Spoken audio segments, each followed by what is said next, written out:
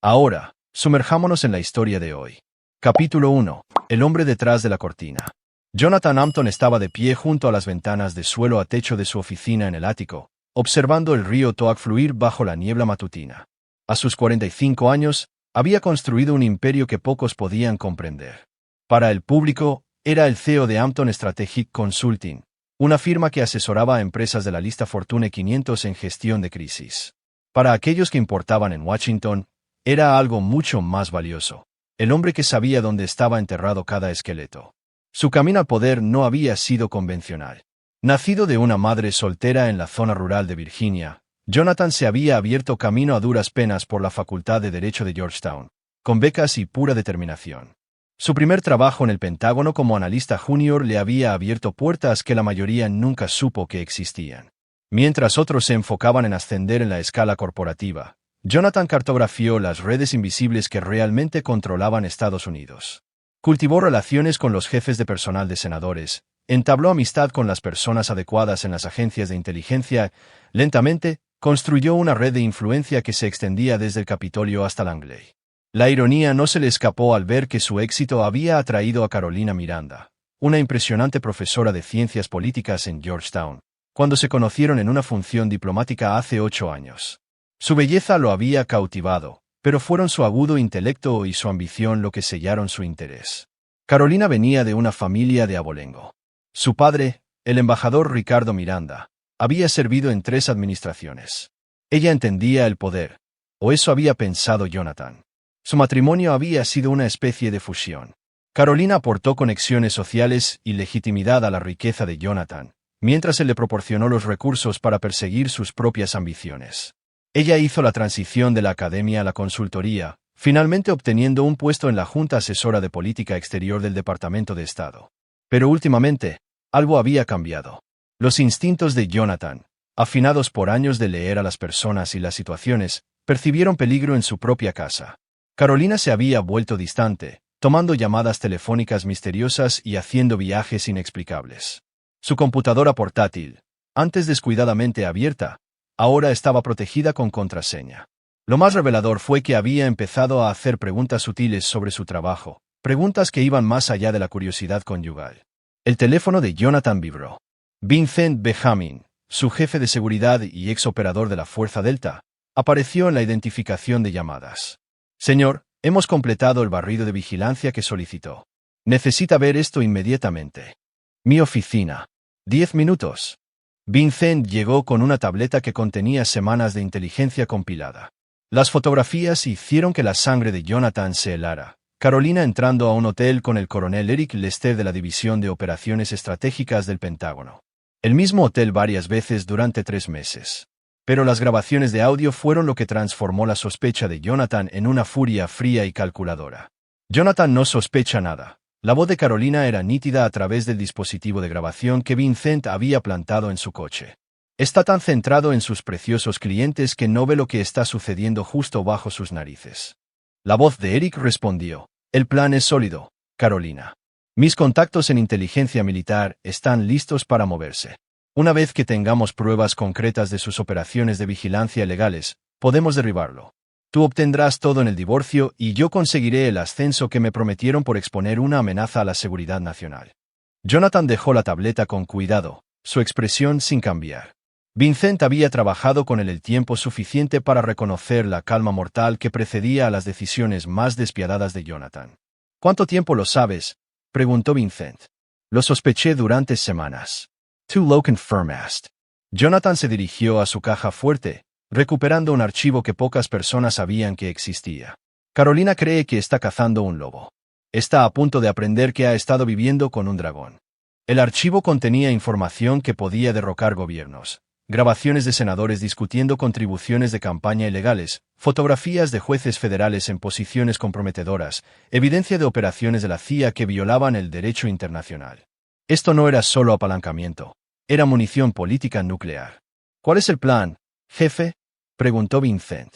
Jonathan sonrió, pero no había calidez en ello. Que crean que están ganando. Eric Lester quiere jugar con los peces gordos. Veamos cómo maneja el juego real. Capítulo 2. La estratagema del coronel. El coronel Eric Lester estaba sentado en su oficina del Pentágono, revisando los informes de inteligencia fabricados que pronto destruirían a Jonathan Hampton. A sus 38 años, Eric había pasado 15 años construyendo su carrera militar con un objetivo: lograr la estrella de general antes de los 40. El problema era que el ascenso legítimo tomaba demasiado tiempo, y la paciencia de Eric se había agotado. Su relación con Carolina había comenzado de forma inocente. Se habían conocido en una recepción del Departamento de Defensa donde ella estaba consultando sobre una iniciativa de política exterior. Eric se sintió inmediatamente atraído por su sofisticación y su conocimiento interno de las estructuras de poder de Washington. Cuando supo que estaba casada con Jonathan Hampton, su interés se volvió estratégico. Eric había oído susurros sobre los verdaderos negocios de Hampton durante años. Los oficiales de inteligencia hablaban en voz baja sobre el consultor que de alguna manera conocía información clasificada antes de que fuera clasificada.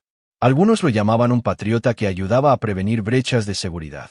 Otros lo tildaban de un peligroso intermediario de información que operaba fuera de los límites legales. Carolina se había mostrado sorprendentemente receptiva a sus avances. Durante su aventura, ella había revelado detalles íntimos sobre las operaciones de Jonathan, su red de informantes, sus métodos para recopilar inteligencia, lo más importante, sus debilidades.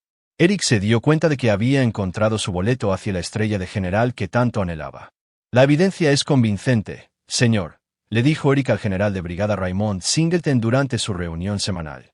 La empresa de Hampton ha estado llevando a cabo operaciones de vigilancia ilegales contra funcionarios federales.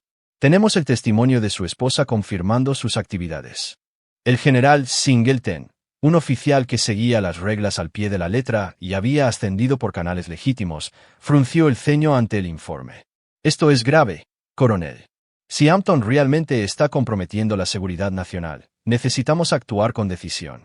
Recomiendo que coordinemos con la policía militar para una detención inmediata, sugirió Eric. Dada la sensibilidad, deberíamos manejar esto internamente antes de involucrar a las autoridades civiles. Lo que Eric no sabía era que el general Singleton había servido con Vincent Benjamin en Irak. Una mención casual del nombre de Hampton había llevado a Singleton a hacer una llamada telefónica discreta. El general ahora sabía exactamente quién era realmente Eric Lester y contra quién estaba trabajando realmente. Mientras tanto, Carolina estaba jugando su propio juego peligroso. En su casa de Georgetown, se reunió con Wendell Jacobs, un ambicioso contratista de defensa que le había prometido una riqueza inimaginable. Una vez que Jonathan sea eliminado como competidor, le dijo Carolina a Jacobs, Eric se moverá mañana. La policía militar arrestará a Jonathan por cargos de traición. Una vez que esté detenido, tendré acceso a sus archivos. Podemos exponer toda su red y afirmar que estábamos trabajando encubiertos para detenerlo. Jacobs sonrió. Y yo estaré perfectamente posicionado para adquirir sus contratos más valiosos. Añadió, su marido construyó un imperio considerable, Carolina. Es una lástima que no estará presente para disfrutarlo. Lo que ni Carolina ni Jacobs se dieron cuenta fue que Jonathan les había estado alimentando información durante semanas. Cada documento que creyeron haber robado, cada grabación que pensaron que era evidencia de sus crímenes, había sido cuidadosamente elaborada para llevarlos exactamente a donde Jonathan quería que fueran. En una instalación segura fuera de Washington, los archivos reales de Jonathan permanecieron intactos.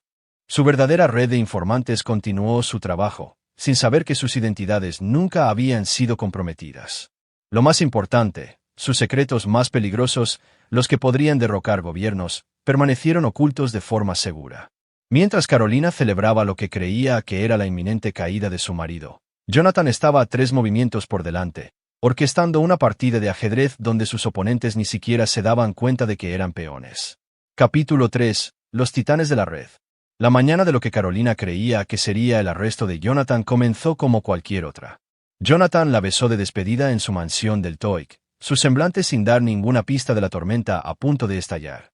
Había estudiado la traición de su esposa como una campaña militar, trazando cada alianza y debilidad hasta que comprendió el alcance total de su perfidia. La revelación que más le había dolido no fue la aventura. La inversión emocional de Jonathan en su matrimonio había muerto meses atrás. Fue el descubrimiento de que Carolina había estado alimentando información a Wendell Jacobs durante más de un año. Información que le había costado a Jonathan 3 contratos importantes y casi expuso a 2 de sus fuentes más valiosas. Su traición no fue solo personal, fue potencialmente catastrófica para las personas que confiaron en él con sus vidas. En Hampton Strategic Consulting, Jonathan convocó una reunión de emergencia con su círculo interno. Además de Vincent Benjamin, el grupo incluía a Trudy Hill, su directora financiera y ex-analista de la NSA, y a Philip Brewer, su asesor legal, quien previamente había servido como fiscal federal.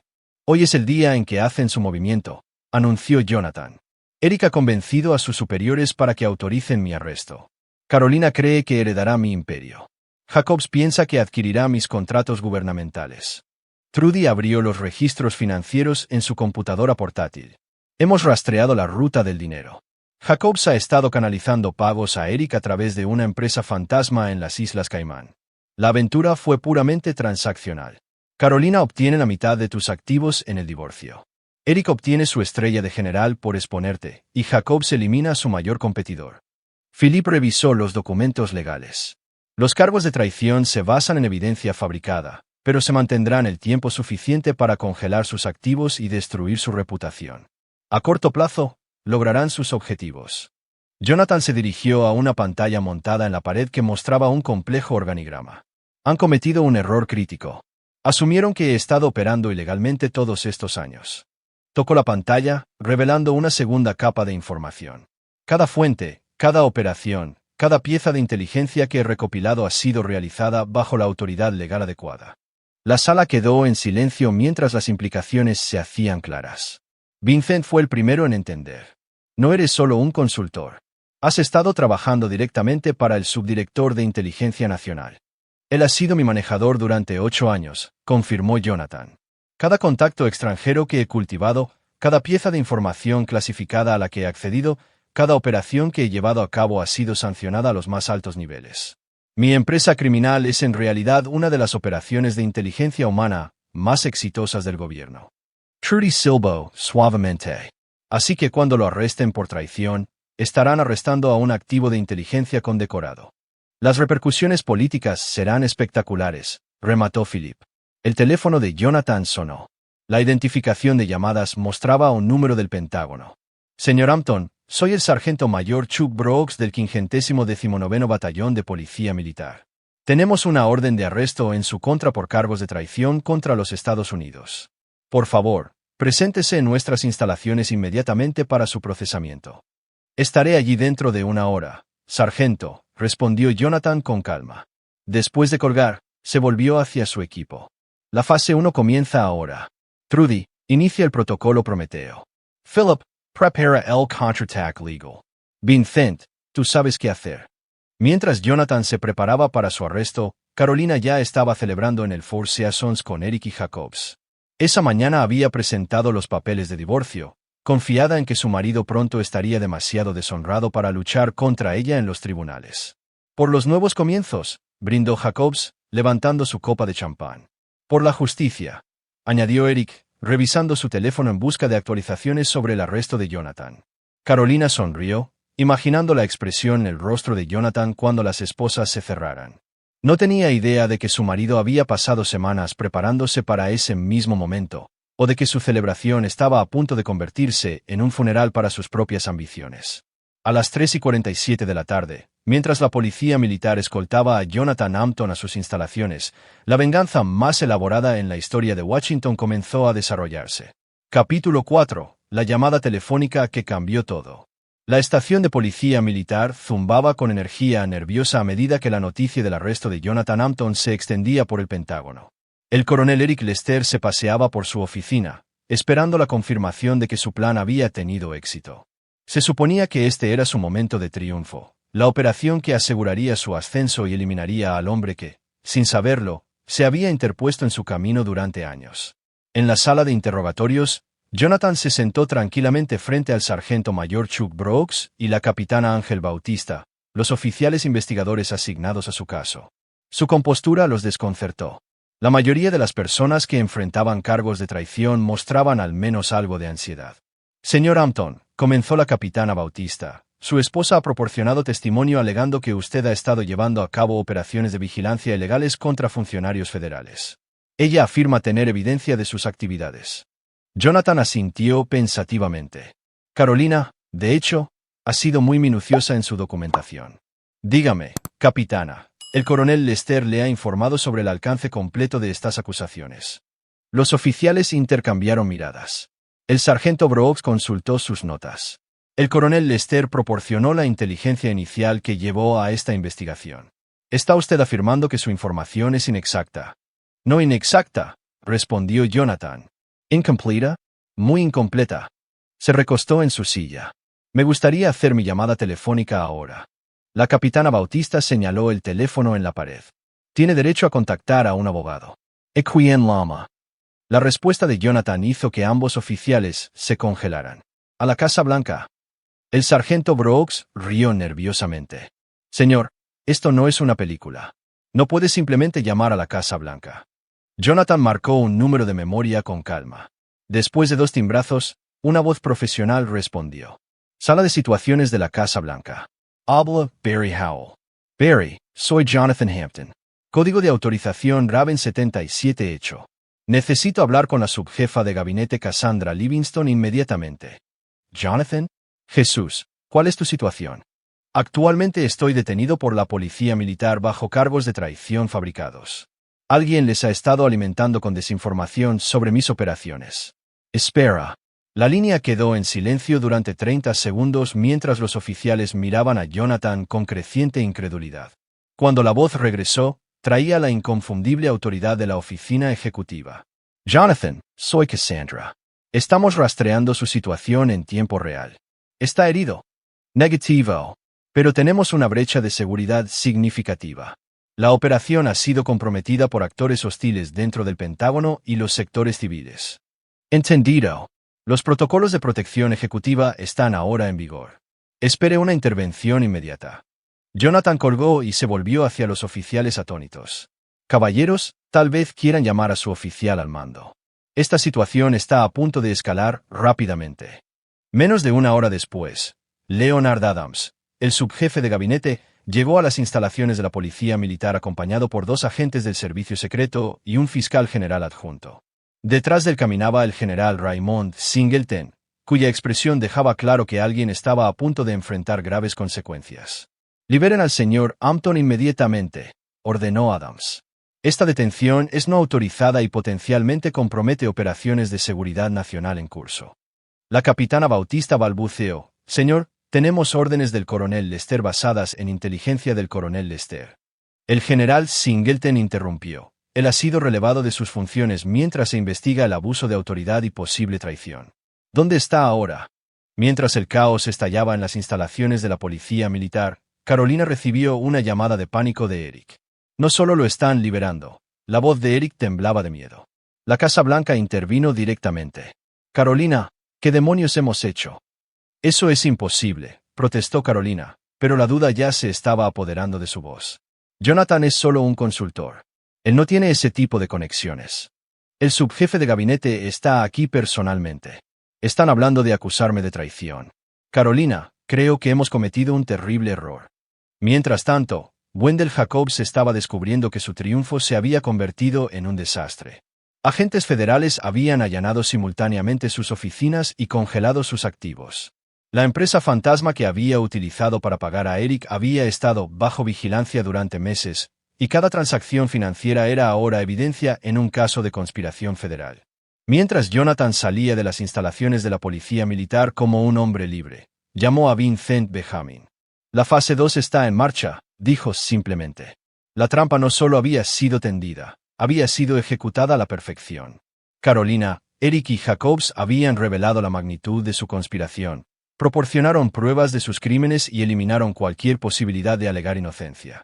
Pero la venganza de Jonathan apenas comenzaba. Capítulo 5. El desmoronamiento. La casa de Georgetown que Carolina Miranda Hampton había heredado de su padre se sentía como una prisión mientras ella paseaba frenéticamente por sus elegantes habitaciones. 24 horas después de la liberación de Jonathan, su mundo se derrumbaba con una velocidad aterradora. Los papeles de divorcio que había presentado con tanta confianza ahora no tenían sentido. Las autoridades federales habían congelado todos los activos conyugales, a la espera de la investigación de su participación en lo que llamaban una compleja conspiración contra la seguridad nacional. Su teléfono sonaba constantemente con llamadas de reporteros, abogados y antiguos amigos que se distanciaban del creciente escándalo. La llamada más devastadora provino del antiguo colega de su padre, el embajador Fernando McNeil.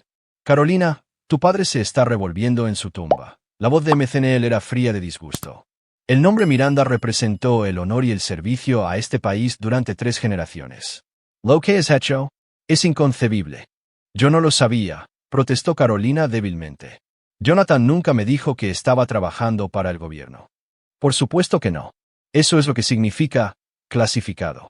Nina tonta, ¿de verdad creíste que un hombre con sus conexiones estaba operando al margen de la ley? La verdad era que Carolina nunca se había molestado en considerar todas las implicaciones del poder de su marido. Había estado tan concentrada en lo que ella veía como sus vulnerabilidades que se había perdido las señales obvias de su verdadera autoridad. Las llamadas nocturnas de funcionarios sin nombre, la deferencia que le mostraban personas que normalmente no se doblegaban ante nadie. La forma en que las investigaciones que podrían haber afectado su negocio se redirigían misteriosamente a otro lugar. Todo cobraba un sentido terrible ahora. Ahora, en el centro de detención federal, Eric Lester estaba sentado en su celda, contemplando la destrucción de todo lo que había trabajado para lograr. Su carrera militar había terminado, su pensión había desaparecido y se estaban preparando cargos criminales que podrían resultar en cadena perpetua. La estrella de general que tanto anhelaba ahora parecía una broma cruel. Su compañero de celda, un traficante de drogas llamado Calvin Hancock, encontró divertida la situación de Eric. Hombre, ¿de verdad pensaste que podías derribar a alguien conectado con la Casa Blanca? Eso es una estupidez seria. La abogada de Eric, una defensora pública llamada Marcia Gross, le había dado aún peores noticias durante su reunión. El gobierno tiene grabaciones de cada conversación que usted tuvo con la señora Hampton y el señor Jacobs. Saben sobre la cuenta bancaria suiza, la empresa fantasma de las Islas Caimán, incluso las vacaciones que tomó en Dubái el mes pasado. Han estado observando esta conspiración desde el principio.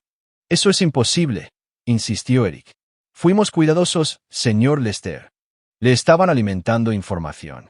Cada documento que creyó haber robado, cada pieza de evidencia que creyó que exponía las actividades ilegales del señor Hampton, todo fue fabricado y entregado a usted deliberadamente. Usted no estaba investigando a un criminal. Estaba siendo manipulado por un estratega maestro. La revelación de que Jonathan había orquestado cada aspecto de su conspiración sumió a Eric en una desesperación más profunda de la que jamás había experimentado en combate. Había sido un oficial condecorado, un líder de hombres, un soldado profesional, y había sido manipulado como un aficionado por un consultor civil. Mientras tanto, Wendell Jacobs se estaba dando cuenta de que su imperio corporativo se había construido sobre cimientos de arena. Auditores federales habían descendido sobre su empresa como langostas, y estaban descubriendo que muchos de sus contratos gubernamentales más rentables se habían obtenido a través de la misma información que Carolina le había robado a Jonathan. Los cargos de fraude por sí solos podrían resultar en décadas de prisión, pero las implicaciones de seguridad nacional significaban que se enfrentaba a posibles cadenas perpetuas. Su esposa, Shannon Gilmore Jacobs, ya había solicitado el divorcio y había trasladado a sus hijos a la casa de sus padres en California. Sus socios comerciales estaban colaborando con la justicia a cambio de sentencias reducidas. Sus abogados le estaban sugiriendo acuerdos de culpabilidad que aún lo dejarían encarcelado hasta los 70 años. Desde su oficina en el ático, Jonathan observaba la destrucción que había orquestado con la misma calma y eficiencia con la que había aplicado su planificación. Vincent Benjamin le traía actualizaciones regulares sobre el progreso de la investigación. El tribunal militar de Eric está programado para el próximo mes, informó Vincent. Se enfrenta a cargos de conspiración, traición, robo de información clasificada y delitos financieros. Su abogado está tratando de negociar un acuerdo, pero los fiscales militares no están interesados. Y Jacobs, los fiscales federales lo consideran un riesgo de fuga. Su pasaporte ha sido revocado, y se habla de trasladarlo a una instalación de máxima seguridad. La unidad de delitos financieros dice que nunca han visto una conspiración tan extensa que involucre contratos de defensa. Jonathan asintió. Why Carolina?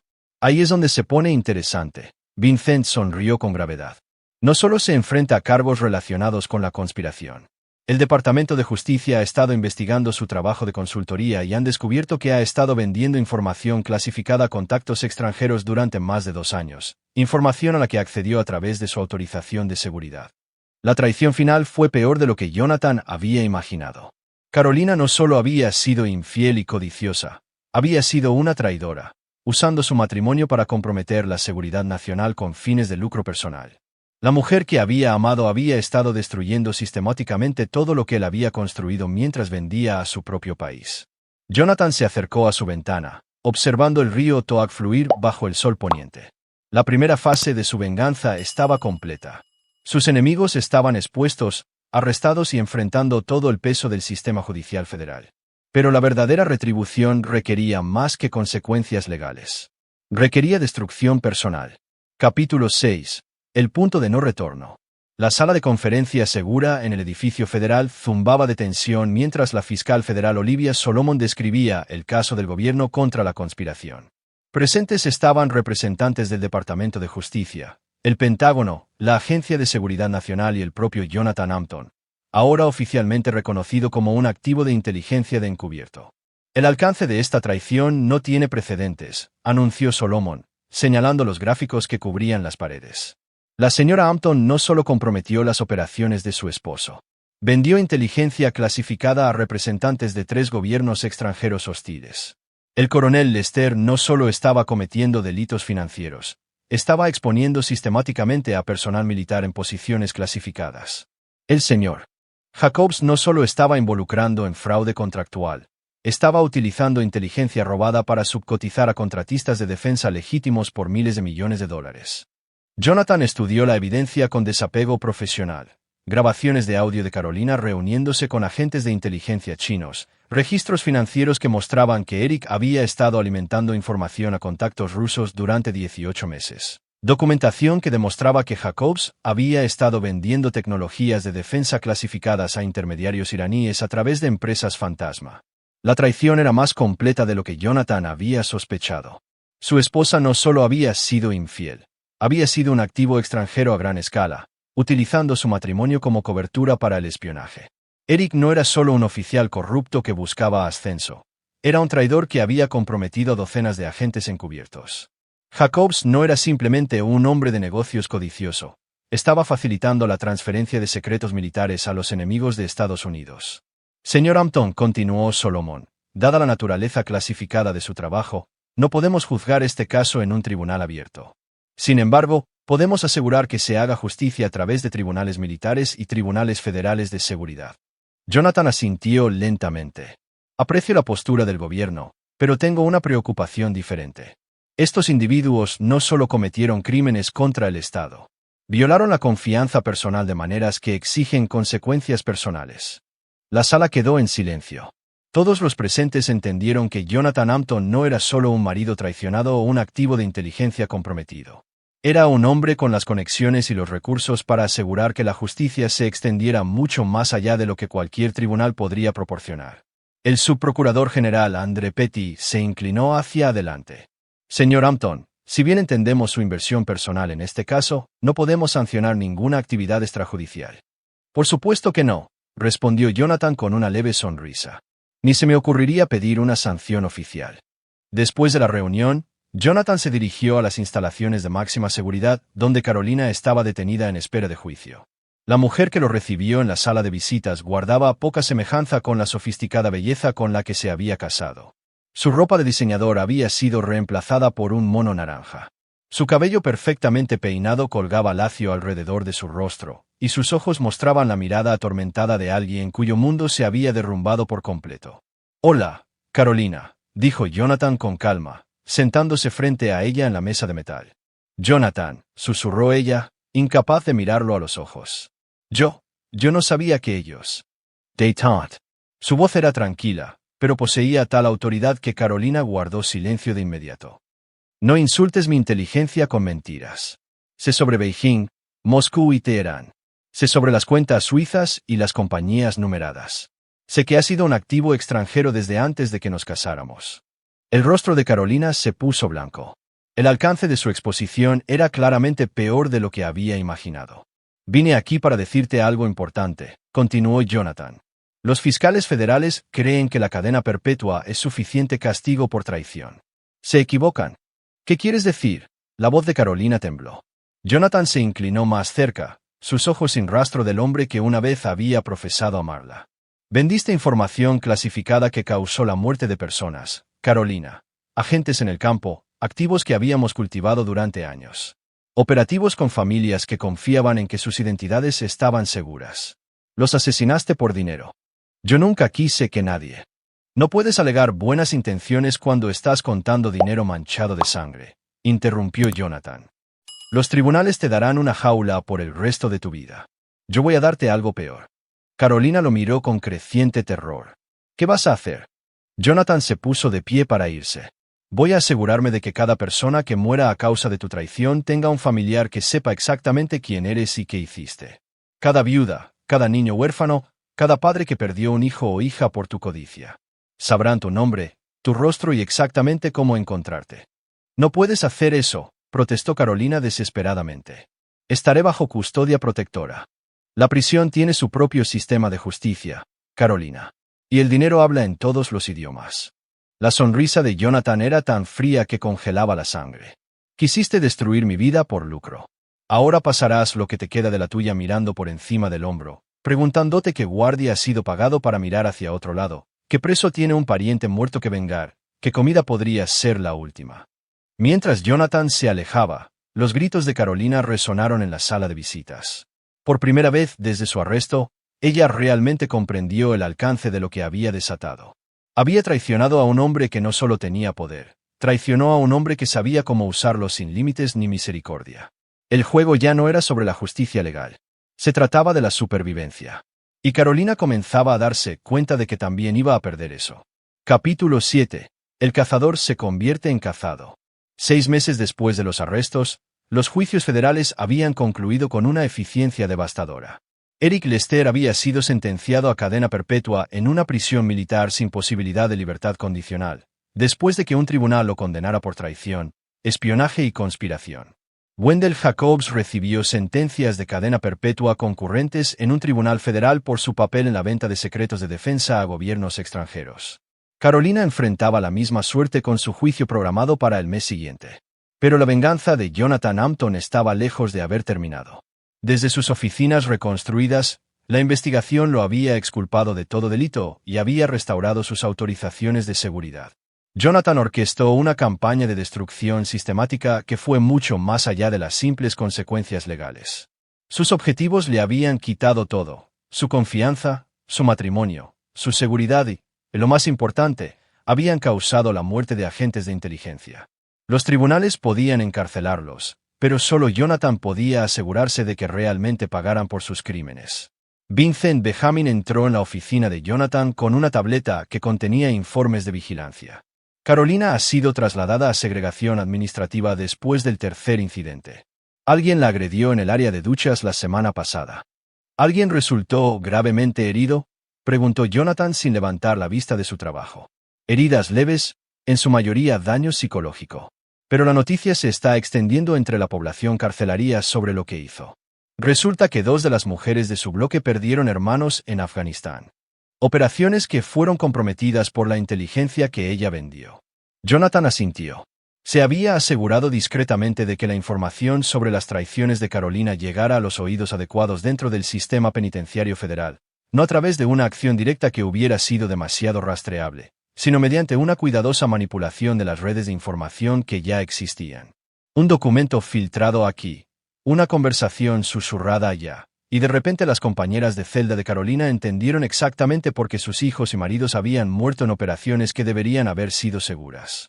¿Y Jacobs?, preguntó Jonathan. La prisión federal es más difícil de penetrar, pero hemos progresado. Sus antiguos socios comerciales han estado compartiendo información sobre sus actividades con otros reclusos. Resulta que los contratistas de defensa no son populares entre los veteranos militares que cumplen condena por delitos no relacionados. Wendell Jacobs estaba descubriendo que la prisión federal contenía su propio sistema de justicia. Los hombres que habían perdido amigos a causa de dispositivos explosivos improvisados no veían con buenos ojos a los contratistas que habían vendido la tecnología para hacer esos dispositivos más efectivos. Los guardias que eran veteranos militares ellos mismos encontraban difícil mantener la protección profesional para alguien que traicionó a sus hermanos de armas. Pero Eric Lester estaba experimentando la destrucción más completa. Las prisiones militares operaban con reglas diferentes, y Eric había violado la confianza más sagrada en las Fuerzas Armadas. Sus compañeros de celda eran todo personal militar que había cometido varias ofensas. Pero la traición era una categoría aparte. La guerra psicológica era metódica y implacable. La celda de Eric era registrada diariamente por razones de seguridad, interrumpiendo su sueño y evitando cualquier sentido de rutina. Su correo se retrasaba o se perdía por empleados de correos que resultaban ser veteranos de unidades que él había comprometido. Durante los periodos de ejercicio, otros reclusos lo golpeaban accidentalmente, le susurraban al oído los nombres de operativos muertos o simplemente lo miraban con odio apenas disimulado. Lo más devastador fueron las fotografías que de alguna manera llegaron a sus manos. Imágenes de funerales militares, de ataúdes cubiertos con banderas, de viudas recibiendo banderas dobladas de guardias de honor. Cada fotografía llevaba una simple nota: «Tú hiciste esto». La presión psicológica lo estaba quebrando sistemáticamente. Eric había sido un hombre fuerte, un oficial condecorado acostumbrado al estrés y al peligro. Pero esto no era combate. Esto era una tortura psicológica lenta, metódica, diseñada para destruir su cordura pieza por pieza. Mientras tanto, Jonathan estaba expandiendo su campaña más allá de los principales conspiradores. Cada persona que había conocido el complot y no lo había detenido, cada funcionario que había sido comprometido por la inteligencia robada, cada socio comercial que se había beneficiado de las actividades ilegales de Jacobs, todos ellos vieron sus vidas afectadas por consecuencias que parecían aleatorias pero que en realidad estaban orquestadas con precisión. El senador William Curtis, quien había estado recibiendo informes clasificados de Carolina a cambio de votos favorables en el comité, de repente se encontró bajo una investigación de ética. La evidencia había aparecido anónimamente en manos de periodistas de investigación, pero la documentación era demasiado detallada y precisa para ignorarla. El almirante Benjamin Allison, quien había sido el contacto de Eric en inteligencia naval, descubrió que su participación había sido reportada al inspector general del Pentágono. Su autorización de seguridad fue suspendida pendiente de investigación, poniendo fin a su carrera 6 meses antes de su retiro. La contratista de defensa Aurora Ag, quien había estado lavando pagos de Jacobs a varios funcionarios, supo que el IRS había recibido registros financieros detallados que mostraban su participación en esquemas de evasión fiscal. Agentes federales allanaron su casa y oficinas simultáneamente, incautando todo lo que había construido en 20 años de negocio. El patrón era claro para cualquiera que observara con atención. Todos los que habían tocado la conspiración estaban siendo destruidos sistemáticamente. Pero la evidencia de su destrucción parecía provenir de canales de investigación normales, lo que hacía imposible probar que Jonathan Hampton estaba orquestando su caída. Desde su oficina, Jonathan observó con satisfacción las noticias sobre la renuncia del senador Curtis. El reportero estaba discutiendo cómo nuevas pruebas habían revelado un patrón de corrupción que los investigadores aún estaban desentrañando. Lo que el reportero no sabía era que Jonathan había pasado años documentando cada instancia de corrupción que había encontrado, construyendo archivos que podían destruir carreras y vidas con precisión quirúrgica. Su teléfono sonó. La identificación de llamadas mostraba a Philippe Brewer, su asesor legal. «Jonathan, necesitamos hablar. El Departamento de Justicia quiere ofrecerle a Carolina un acuerdo de culpabilidad». «Rechazado», respondió Jonathan de inmediato. «Aún no has oído los términos». «No me importan los términos, Philip. Carolina muere en prisión o muere en otro lugar. Esas son las únicas 2 opciones». Philip guardó silencio un momento. «Jonathan, entiendo tu ira, pero…» «No, no lo entiendes», interrumpió Jonathan. «Tú entiendes las consecuencias legales. Tú entiendes la justicia definida por los tribunales y las leyes. Lo que no entiendes es que algunas traiciones exigen consecuencias permanentes». Después de terminar la llamada, Jonathan regresó a su trabajo. 3 empleados más del Congreso verían sus carreras destruidas por pistas anónimas sobre su participación en la conspiración. 2 jueces federales que habían estado recibiendo información clasificada de Carolina enfrentarían procedimientos de destitución. 1 docena de ejecutivos de empresas que se habían beneficiado de la inteligencia robada por Jacobs descubrirían que sus compañías estaban ahora bajo investigación federal. La red de destrucción se estaba expandiendo metódicamente, tocando a todos los que habían participado o se habían beneficiado de la traición de las operaciones de inteligencia estadounidenses. La venganza de Jonathan no era solo personal. Era institucional, diseñada para enviar un mensaje de que ciertas líneas nunca podrían cruzarse sin enfrentar consecuencias que se extendieran mucho más allá de cualquier tribunal. Pero el mensaje más importante era personal. Carolina, Eric y Jacobs habían creído que podían destruir a Jonathan Hampton y salirse con la suya con sus ganancias y ascensos.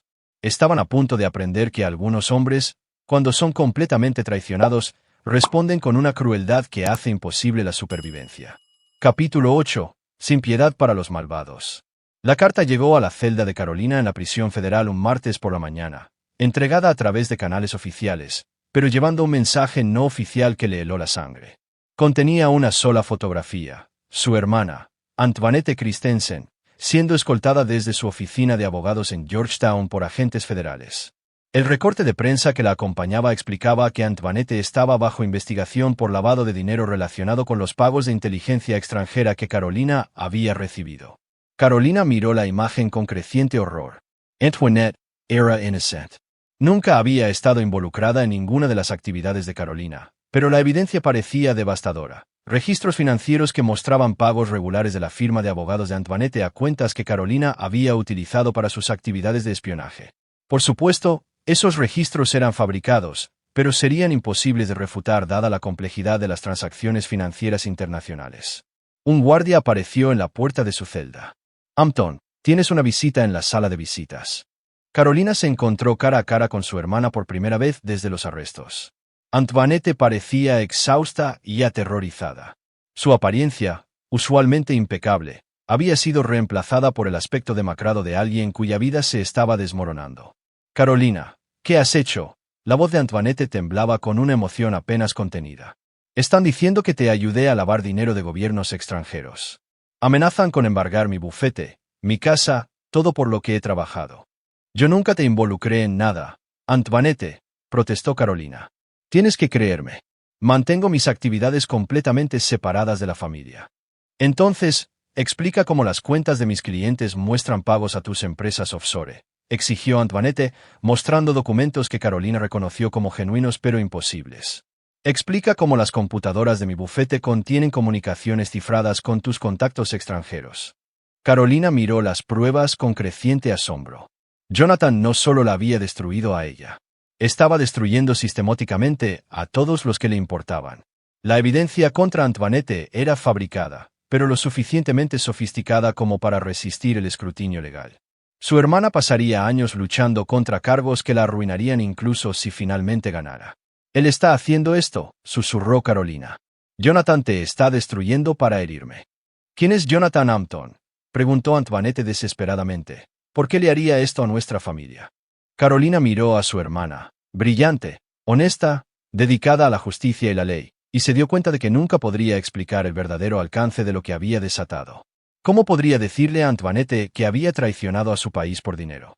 ¿Cómo podría explicar que su codicia había provocado la muerte de agentes de inteligencia? ¿Cómo podría admitir que su marido no era solo un hombre de negocios, sino un hombre con el poder de destruir vidas con precisión quirúrgica? Mantente alejada de mí, dijo Carolina finalmente.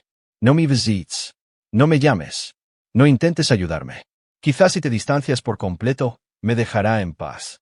Pero incluso mientras lo decía, Carolina sabía que era demasiado tarde. La venganza de Jonathan era completa e implacable. Cualquiera que se hubiera beneficiado de su vida, cualquiera que la amara, cualquiera que pudiera consolarla en prisión, todos serían sistemáticamente destruidos hasta que a ella no le quedara nada más que el horror de lo que había hecho.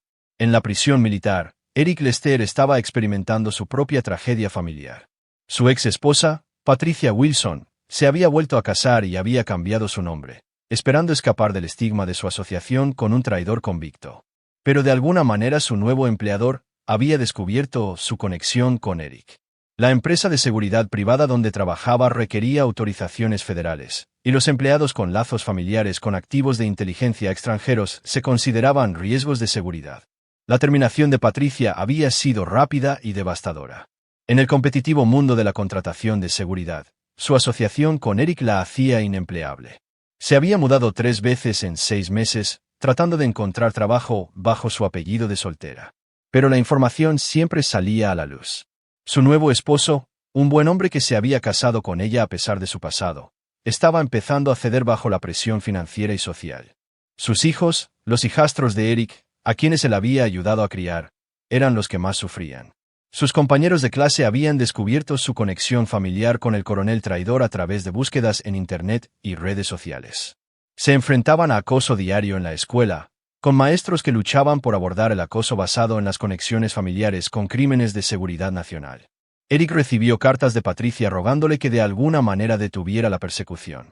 Ella no entendía que su ex esposo era tan impotente como ella contra la destrucción sistemática que se estaba orquestando contra cualquiera conectado con la conspiración. La venganza de Jonathan Hampton se extendió más allá de los objetivos principales para abarcar a todos los que pudieran brindarles consuelo o apoyo. Mientras tanto, Wendell Jacobs estaba aprendiendo que sus hijos enfrentaban sus propias consecuencias. Su hijo, Juan Franklin Jacobs, había sido expulsado de West Point cuando los investigadores descubrieron que su padre había utilizado inteligencia militar robada para financiar la educación del muchacho. Las violaciones del Código de Honor eran claras. Uno se había beneficiado de actividades traicioneras, lo que lo hacía no apto para el servicio militar. Su hija, Lorna Houston Jacobs, estudiante de medicina en Johns Hopkins, se encontró bajo investigación por la Junta Médica Estatal. Se habían planteado preguntas sobre si su educación había sido financiada a través de actividades ilegales, lo que potencialmente la descalificaba para obtener una licencia médica. La investigación tardaría años en resolverse, poniendo fin efectivamente a su carrera médica antes de que comenzara. Desde su oficina, Jonathan revisaba las actualizaciones sobre la destrucción de cada familia con la misma atención metódica que una vez había aplicado a la protección de la seguridad nacional. Los niños eran un daño colateral, pero un daño colateral necesario. El mensaje tenía que ser absoluto. Traicionar a Jonathan Hampton no solo destruyó al traidor, sino que destruyó a todos los que amaba. Vincent Benjamin expresó su preocupación por el alcance de la campaña.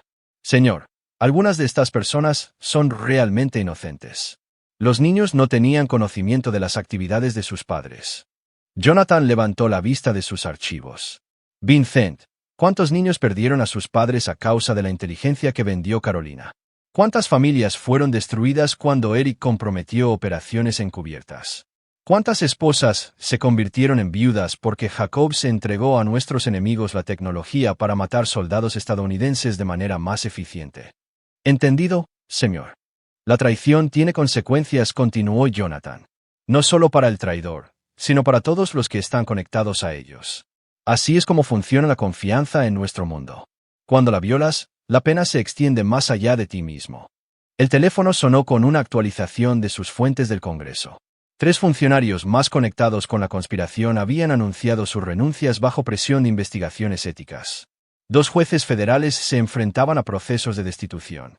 Una docena de contratistas de defensa habían perdido sus autorizaciones de seguridad y contratos gubernamentales. Pero la llamada más importante provino del propio sistema penitenciario. Carolina había sido trasladada a aislamiento después de intentar suicidarse. Eric estaba bajo observación psiquiátrica después de un completo colapso mental. Jacobs había sido hospitalizado tras una severa paliza de compañeros de prisión que se habían enterado de su papel en la venta de secretos militares. Señor, informó el que llamaba, los 3 objetivos principales están rotos, psicológica, física y financieramente destruidos. Sus familias están dispersas y arruinadas. Todos los conectados a la conspiración han enfrentado consecuencias. El mensaje ha sido entregado. Jonathan colgó y se acercó a su ventana, observando el río Toac fluir bajo el cielo vespertino. La fase 3 de su venganza estaba completa. Sus enemigos no solo estaban encarcelados. Estaban tan completamente destruidos que su propia existencia servía como advertencia a otros que pudieran considerar traicionarlo. Pero una fase final quedaba, la fase que aseguraría que esta traición nunca pudiera volver a ocurrir. Capítulo 9. La lección final del dragón. Un año después de la exposición de la conspiración, Jonathan Hampton estaba en la oficina oval, recibiendo la Medalla Presidencial de la Libertad por su extraordinario servicio a la seguridad nacional en circunstancias que requirieron sacrificio personal y coraje excepcional. El presidente, flanqueado por el director de Inteligencia Nacional y el secretario de Defensa, habló sobre las contribuciones de Jonathan para prevenir una de las brechas de inteligencia más graves en la historia de Estados Unidos. Lo que el público no sabía era que Jonathan había ayudado a exponer la conspiración permitiendo que se desarrollara lo suficiente como para identificar a cada participante, cada contacto extranjero y cada operación comprometida. Su aparente victimización había sido una operación de inteligencia cuidadosamente orquestada que había desmantelado redes enemigas en 3 continentes. Su disposición a soportar la traición personal en aras de la seguridad nacional ejemplifica los más altos ideales de servicio, dijo el presidente mientras colocaba una medalla alrededor del cuello de Jonathan. La inteligencia recopilada a través de esta operación ha prevenido múltiples ataques terroristas y ha expuesto agentes extranjeros operando en los más altos niveles de nuestro gobierno. Después de la ceremonia, Jonathan regresó a su sede ampliada. Hampton Strategic Consulting había crecido exponencialmente tras la publicidad de su servicio gubernamental. Empresas e individuos que antes se mostraban escépticos ante sus métodos ahora competían por su atención. Más importante aún, su reputación como alguien que nunca olvidaba una traición y nunca perdonaba a un enemigo había llegado a los oídos correctos en toda la estructura de poder de Washington. Su círculo íntimo también había evolucionado. Trudy Hill había sido ascendida a subdirectora, dirigiendo eficazmente las operaciones diarias mientras Jonathan se centraba en la planificación estratégica. Philip Brewer había pasado de asesor legal a director de operaciones, supervisando la expansión de la empresa a nuevos mercados. Vincent Benjamin continuaba sirviendo como jefe de seguridad, pero ahora comandaba un equipo de exmilitares y agentes de inteligencia que se encargaban de los requisitos más delicados de Jonathan. Los informes finales de Estado sobre sus enemigos resultaban una lectura satisfactoria. Carolina había sido encontrada muerta en su celda 3 meses antes. Oficialmente, se dictaminó suicidio, pero todos los implicados entendieron que había sido asistida por compañeras de celda que habían perdido a familiares por sus traiciones. Su hermana, Antoinette, había perdido su bufete de abogados y se había declarado en bancarrota luchando contra cargos que finalmente fueron retirados, pero solo después de que su carrera y reputación fueran completamente destruidas. Eric Lester permanecía en prisión militar, pero su mente había sido quebrada por la presión psicológica sistemática y el conocimiento de que su familia seguía sufriendo las consecuencias de sus crímenes. Su exesposa se había divorciado de su segundo marido y se había mudado a la zona rural de Montana con los niños, tratando de escapar del estigma que los seguía a todas partes. El hijo de Eric se había unido al ejército bajo un nombre falso, desesperado por restaurar el honor a un apellido que se había vuelto sinónimo de traición. Wendell Jacobs había muerto en prisión federal tras una paliza que lo dejó en coma durante semanas antes de que le desconectaran el soporte vital. Sus hijos se habían dispersado por todo el país, cambiando sus nombres e intentando construir vidas libres del legado de su padre. Su esposa se había suicidado 6 meses después de su muerte, incapaz de afrontar la ruina financiera y el ostracismo social. Pero la victoria más importante de Jonathan fue institucional. La exposición de la conspiración había llevado a reformas integrales en la inteligencia militar, nuevos procedimientos de supervisión para los contratistas de defensa y protocolos de seguridad mejorados que hacían mucho más difíciles traiciones similares. Más personalmente, la reputación de Jonathan había evolucionado de la de un consultor exitoso a algo que se acercaba a la leyenda. Un hombre cuyos enemigos simplemente desaparecían, cuyos amigos prosperaban sin medida y cuya palabra tenía el peso de la autoridad presidencial. Sentado en su oficina, Jonathan revisó una propuesta de la Agencia Central de Inteligencia para formalizar su papel como un activo encubierto con autoridad y recursos ampliados. La oferta era tenedora. El respaldo oficial del gobierno proporcionaría una protección y acceso aún mayores. Pero Jonathan había aprendido que el verdadero poder venía de operar en los espacios entre los canales oficiales, donde la rendición de cuentas era limitada y los métodos eran irrestrictos. Su teléfono vibró con un mensaje de texto de Shannon Gilmore, una joven senadora de California que había sido útil durante la investigación. Jonathan, estoy enfrentando una investigación de la oposición que se ha vuelto muy personal. ¿Estarías disponible para una consulta? Jonathan sonrió mientras tecleaba su respuesta. Senadora, lo investigaré de inmediato. Algunos problemas requieren soluciones especializadas. Así es como funcionaba realmente el poder en Washington. No a través de canales oficiales o procesos públicos, sino a través de conversaciones discretas e intervenciones invisibles.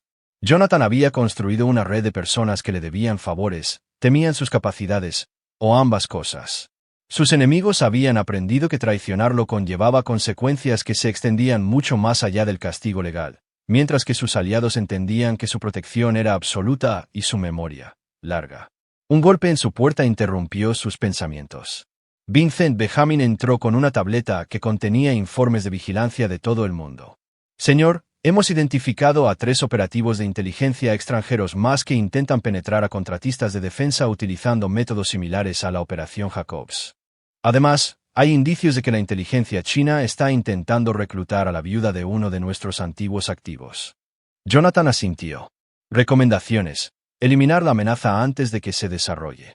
Tenemos la autoridad legal y la capacidad operativa aprobadas. Pero Vincent, asegúrate de que el mensaje sea claro. Cualquiera que ataque las operaciones de inteligencia estadounidenses o intente comprometer a nuestra gente enfrentará consecuencias que harán que la conspiración de Jacobs parezca misericordiosa. Mientras Vincent se marchaba para coordinar la operación, Jonathan regresó a su ventana que daba al Toac. El río fluía sin cesar hacia la bahía de Chesapeake, llevándose los restos de lo que había visto mientras continuaba su eterno viaje. Como el río, Jonathan se había adaptado al paisaje que lo rodeaba, convirtiéndose en una fuerza de la naturaleza que remodelaba todo lo que tocaba. La conspiración que casi lo destruye, en cambio, lo había transformado en algo más peligroso y poderoso de lo que sus enemigos jamás habían imaginado. Carolina, Eric y Jacobs habían creído que estaban cazando a un exitoso hombre de negocios. Descubrieron demasiado tarde que en realidad eran presas acechadas por un depredador cuya paciencia era ilimitada y cuya memoria era perfecta. Al final, obtuvieron exactamente lo que habían dado: traición, sufrimiento y destrucción. La única diferencia era que la versión de Jonathan era permanente, exhaustiva y servía como advertencia para cualquiera que pudiera considerar cruzarlo. El dragón había enseñado su última lección, y Washington la había aprendido bien. Algunos hombres podían ser vencidos, comprados o quebrados. Jonathan Hampton no era uno de ellos. Era una fuerza de la naturaleza, una consecuencia a la espera, un recordatorio de que en el mundo de las sombras donde reside el verdadero poder, la traición era el único pecado que nunca podría ser perdonado ni olvidado. El río seguía fluyendo, llevándose el pasado mientras revelaba el futuro. Y en su oficina, muy por encima del agua, Jonathan Hampton planeaba un mundo donde la lealtad sería recompensada absolutamente y la traición sería castigada sin piedad ni límites. Y ahí lo tienen. Otra historia llega a su fin. ¿Qué les pareció? Me encantaría escuchar sus pensamientos en los comentarios a continuación. Si disfrutaron esta historia, consideren unirse a nuestra comunidad suscribiéndose. Significa mucho para nosotros. Para más historias como esta, vean los vídeos recomendados en pantalla, y los veré.